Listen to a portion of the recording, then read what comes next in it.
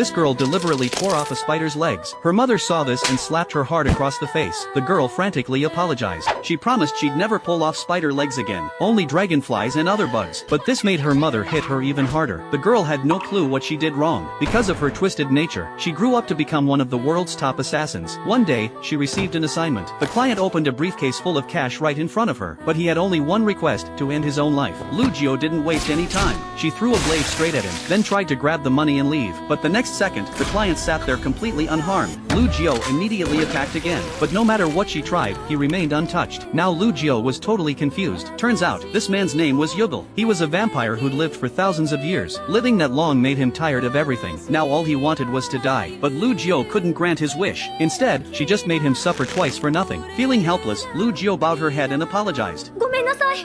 まあ、許すよ。 In that moment, Lugio's heart felt like it got struck by lightning. This was the first time in her life anyone had forgiven her. From that day on, she couldn't sleep at night. Whenever she thought of Yugal, her heart would race, but she had no idea this was what falling in love felt like. This strange feeling made her completely uncomfortable. The next day, she went straight to Yugal and asked him, "Ever since I met you, I haven't been able to sleep. You've lived so long, you must know what's wrong with me." Yugal casually lied to her. He said she just had a cold, and told her to go to the hospital right away. Lugio actually believed him. She immediately headed to the hospital, but she didn't know. She was already at the top of the police's most wanted list. Going to the hospital was like walking straight into a trap. Soon, her location was exposed. The police quickly surrounded the entire hospital. Meanwhile, Yugal was lying on the couch watching TV, and happened to catch the live news coverage. ユゲルさん、見てますか？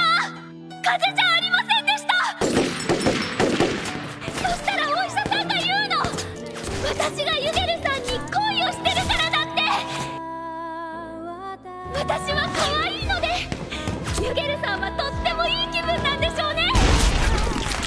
Surrounded by police, Lugio actually waved at the camera. Watching this, Yugal couldn't help but burst out laughing. This was the first time in 400 years he'd laughed that hard. He suddenly realized this girl was just too fascinating, so he decided to go see her himself. But when Yugal arrived at the hospital, the hallway was a complete wreck. Clearly there'd been one brutal fight. The winner was obviously Lugio, but she was now badly wounded and barely alive. Yugal didn't want to lose someone so interesting. He leaned down and bit into Lugio's neck, but the police arrived at that exact moment and attacked him. However, he was an immortal vampire. Yugal forcibly broke through their blockade, and Lugio and his arms gradually started breathing again. In the end, Yugal and Lugio ended up living together. Even hundreds of years later, Yugal would still laugh his heart out at Lugio's antics.